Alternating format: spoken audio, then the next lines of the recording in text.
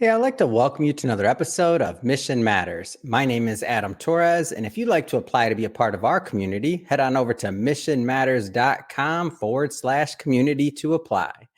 All right, so today is a very special episode. We're bringing back Kurt Nelson. I'm so excited to have you back in the show. For those that don't know, Kurt is the founder and chief behavioral officer over at Lantern Group and co-host of Behavioral Grooves. And I'm proud to announce an author in our best-selling Business Leaders book series. Hey, Kurt, first off, just welcome back to the show. Thank you, Adam. Glad to be here. All right, Kurt. So we got a whole lot to talk about today. I mean, a lot of business owners, executives, entrepreneurs watch and listen to this show, and the power of behavioral science to improve leadership. We talk about this all the time on the show. Leadership is the key to everything. So getting your insights on this topic, super invaluable for myself learning as a leader and also for our audience.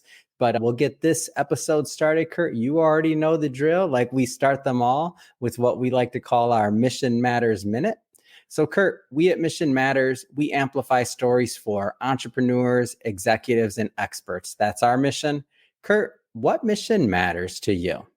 Yeah, Adam, I love this question because I think it's so important for people to understand what their values are. And, when I think about what the mission that matters to me most is really making sure that I'm able to bring to people, whether that be leaders within organizations, whether it be general public through the podcast that we do, but bring behavioral science insights to them so that they can improve their world, and that be business world or their personal lives. Behavioral science has the power to be able to help us understand ourselves. And by understanding ourselves and others around us, we can make a big improvement across the globe, across our community, inside our family, inside our company. So that's my mission, and I love it. So, Kurt, how long have you been on this behavioral science path, and what inspired you to go down it? Oh my gosh.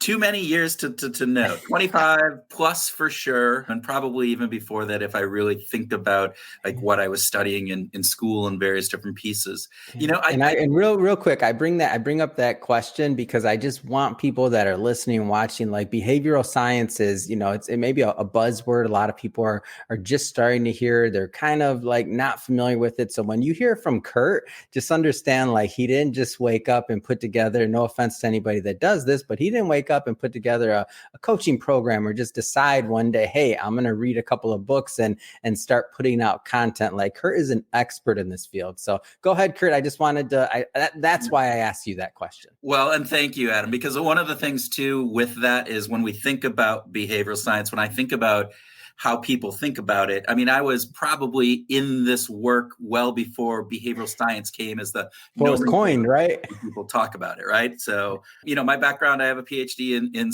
industrial organizational psychology, and I bring that background with an MBA. But I think what got me really interested was actually during my MBA time. I'd always loved psychology and trying to understand people. But within my MBA program, I took a PhD level course called Consumer Behavior. And in that, it was really fascinating to me to understand why does changing the price on anything, right, from $3.99 to $4 decrease the amount that gets sold, or increase if you do it the reverse. But if you went from $4 to $4.01, it doesn't make any difference in the number of the things that are sold in anything. And it's still a penny, right? So the economist in me, the economist that my background is saying, wait, this, a penny's a penny. It shouldn't matter. Or a dollar is a dollar, but it doesn't. Yeah. And we operate from very different perspectives. And so trying to understand what is it that drives that behavior that we're doing, I think was just fascinating to me. And it kind of led me down rabbit hole after rabbit hole and ended up getting a PhD, kind of focusing on it. And then my business is all about applying that behavioral science inside organizations. So I want to take a moment and let's get into the book, because this will kind of dovetail into the rest of the conversation as well. So the power of behavioral science to improve leadership, a lot of different things. I know that's your expertise, but a lot of different approaches you could have taken to contributing to this best-selling book. Why this? Why now? Because I think one of the big things that I've seen, and again, we work with a lot of organizations across the globe, but one of the things that I see is, and once leaders understand the power of understanding what drives their employees, what drives their peers, and knowing some of those inside kind of baseball things about why we make the decisions that we make, why we behave in the ways that we do, why we're motivated or engaged. Those are really key to being successful. And I know lots of leaders who are fantastic at the numbers, fantastic at the strategy, fantastic at, looking out 5 years and knowing what is going to kind of anticipating what's going to happen, or on the manufacturing side, whatever that would be. But they might be lacking some of the insights into what drives their employees, what drives their, kind of their peers, and making sure that they're working well with them, and making sure that as a leader, you understand and can tap into the insights that you get from behavioral science, those understandings of why people do what they do. That, I think, is really powerful. Yeah. And as we look at, so I'm looking at, this new paradigm, let's say in the workforce, where, post COVID now. So for everybody that's watching this, just for context, we're recording this in September of 2023. So, post COVID, we're in this new paradigm. And I know leaders out there are searching for tools. They're looking for ways to rethink, because there's no more, maybe there never was, but definitely now it's become very apparent that there's no one size fits all workforce. So I'm curious, like, how some of this stuff applies to some of the challenges that our leaders out there are going through, like right now, present day. Yeah. And Adam, I think what you said to begin with, I think it's always been there. I think it might be, maybe there's a magnifying glass on it now, right? With everything that's going on. But I think one of the big pieces, at least in my world, the world that I live in, is really understanding what motivates our employees. What motivates those people. Because if we don't have a workforce that's engaged, one that wants to come in and do a good job every day, one that says, hey, what can I do to move even beyond what you're just expecting me of? And I think we've heard all about quiet quitting. We've heard about the lack of engagement with workforce across the globe and all the surveys that are out there. And by being able to understand peel back that layer. We need to peel back that layer, because oftentimes we go, well, if I just pay this person more, or if I put a pool table in the break room, that's going to motivate them. And we know that isn't the case. Was early millennial days. It wasn't that. It was a ping pong table. I remember, because I was that early millennial day, and that's how they used to get you. They'd bring you right out of college. You walk through and you're like, oh my gosh, they have ping pong tables, but we never seen anything like that in the workplace before. Go ahead. I had to correct that one. But I mean, there is an aspect there. So I will say that there is an aspect. There's an aspect when we think about the culture and the environment that you create as a leader. That's important. And so, having a ping pong table or a pool table in and of itself doesn't motivate anybody. But creating the culture where there's community around that ping pong table or that pool table, or the keg that has, that you tap on Friday afternoons, and doing those kind of things, those are important. And it's really understanding all those underlying drives. So again, as I said, peel back the layers on this, because we too often think that the levers that we have to pull are, we have our cash, our paycheck and bonuses. And we have more than that. Not saying that those aren't important. Those are vital. Those are vital to making sure that you have an engaged and workforce that really wants to come in and work. I mean, we all have that drive to acquire and to obtain kind of those things. That's part of the motivational model that we use. It's acquire and achieve. But we're also motivated by other things. We're motivated by the sense of belonging and bonding. We're motivated by a feeling of challenge and of learning and comprehending. We're also motivated by the sense of purpose. Is my purpose aligned with the purpose of the organization? Am I feeling like I need to stick up and defend this company? And those are really key pieces when we think about making sure as a leader that you're creating the organization that not only satisfies one or two of those, but all four across those. It's called the 4 Drive model. It was developed by Lawrence and Naria back in the early 2000s. And it's a fantastic model of employee engagement and motivation. So as it relates to the behavioral science side of things, a lot of entrepreneurs that are watching this, and I wanna maybe put some like something that they can take action on. Obviously, they're not, in order to get a full program or something or like to work, that takes time. But is there something small or something even in their mindset that they can start thinking about or even implementing now that just at least puts them in the right direction? Is there a tool or is there something they can do now?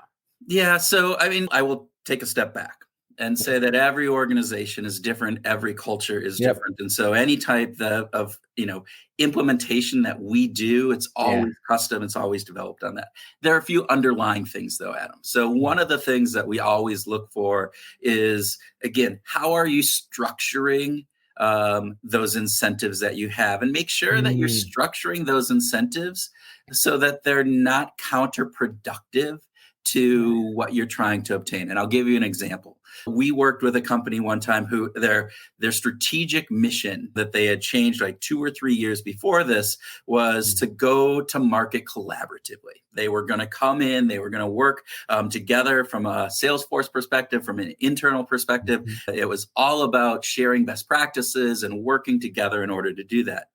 What they forgot to do was to update their incentives. And so what their incentives were designed where it was like the top person gets, the biggest reward and everybody, kind of behind that as a rank kind of component.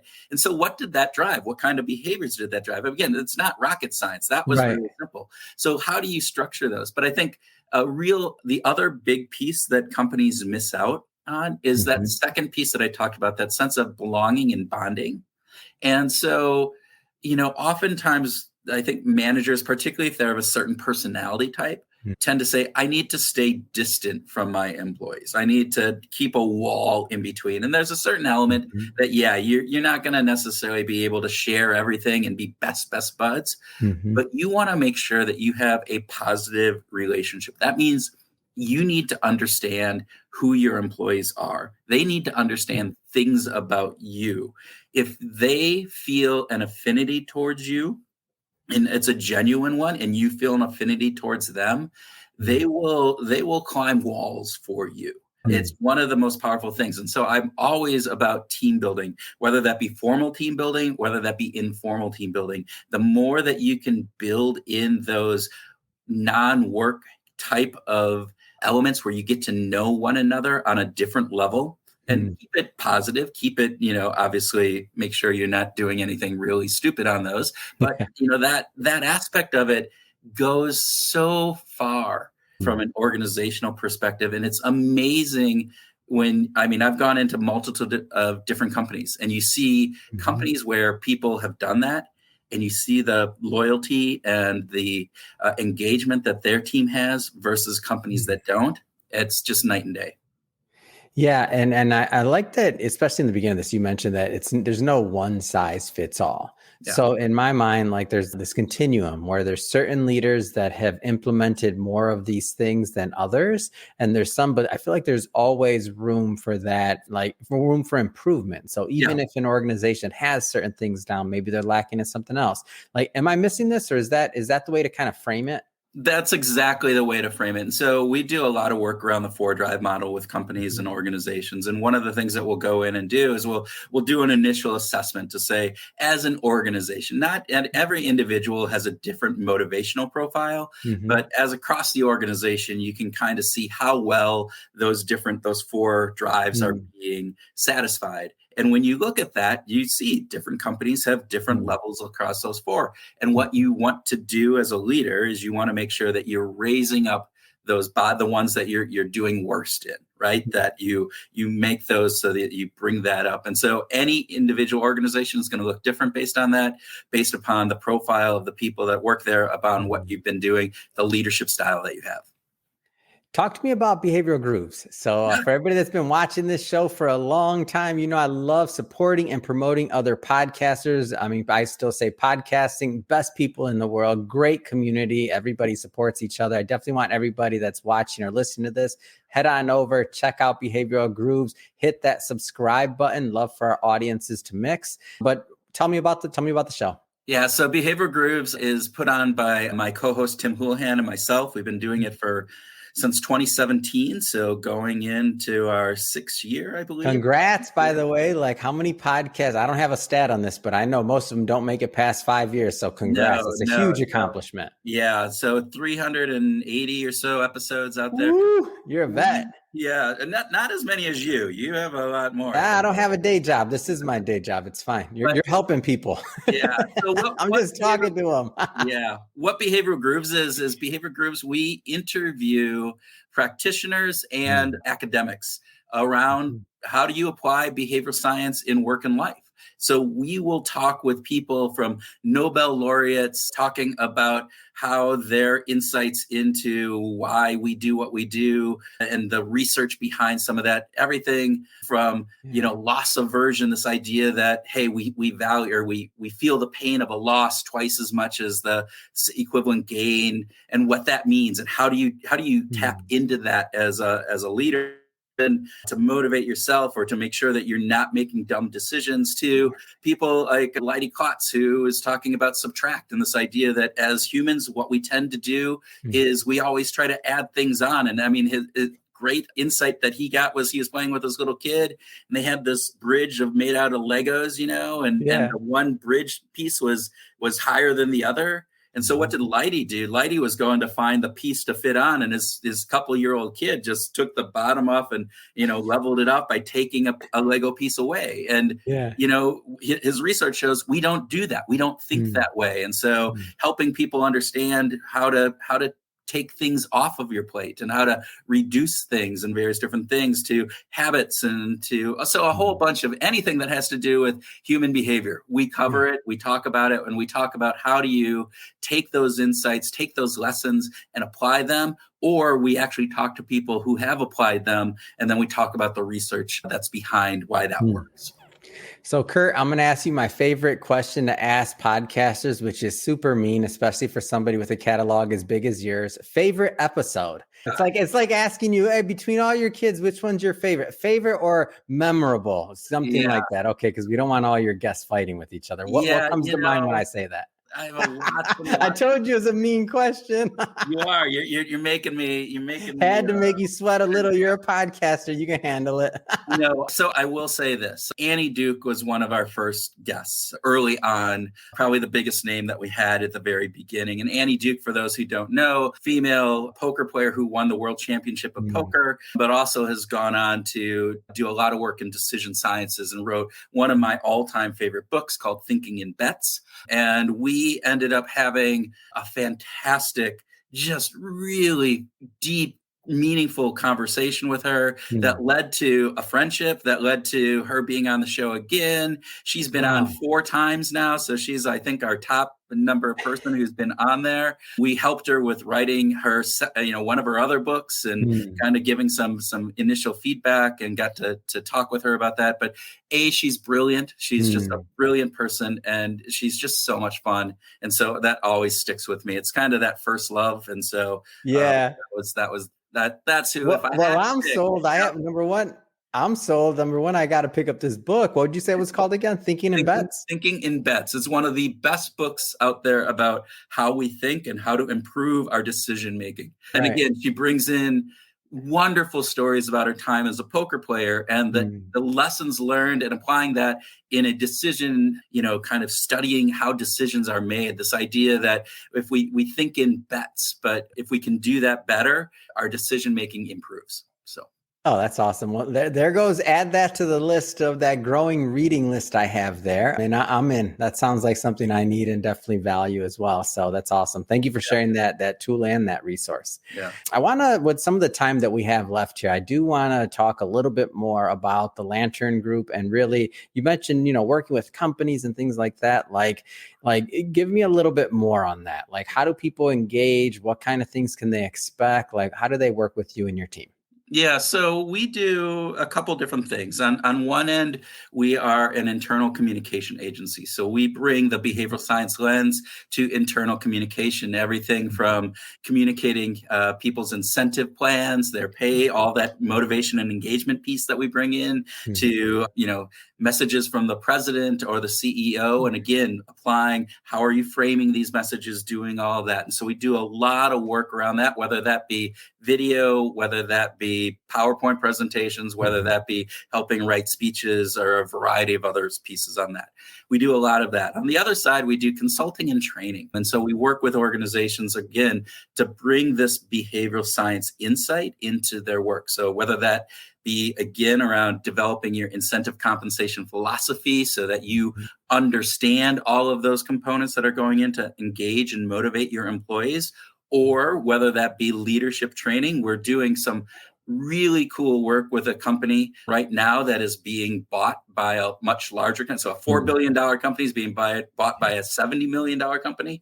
And we are working with the leadership team on the transition period. And the idea that, and I give the leader fantastic kudos for she recognized that this is a period of uncertainty. There's that transition period before they get approval to actually merge.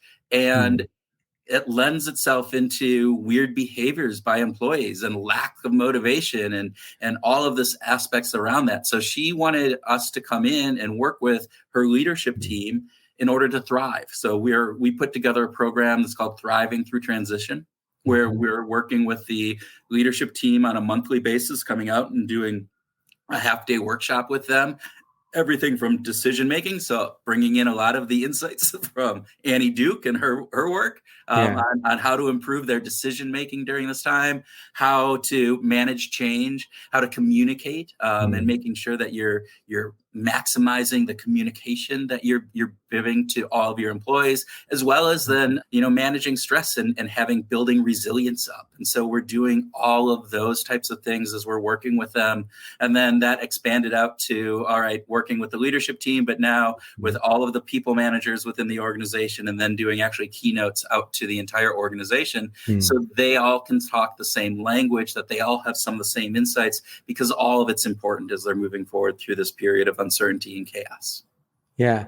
And now you mentioned, this is a company in the billions. Do you work this? That's obviously enterprise level, working on M&A, like a big deal there. Do you also work with middle market, small business? Like, give us a flavor for that. Yeah. So, most of our work is within larger organizations, but we do a fair amount of work with medium-sized companies. Again, the threshold is really the number of employees, right? If you're going to be under 50 employees, probably not the right people to be coming to. But if you're, a few hundred to 1,000, we probably can come in and really help in making sure that you're tapping into all of the power that those employees have. Again, if I think about behavioral science, it's about leveraging the innate ability and motivation and engagement that people have. It's just allowing that to be set free, to be able to, as a leader, as an organization, put the programs and processes in place in order to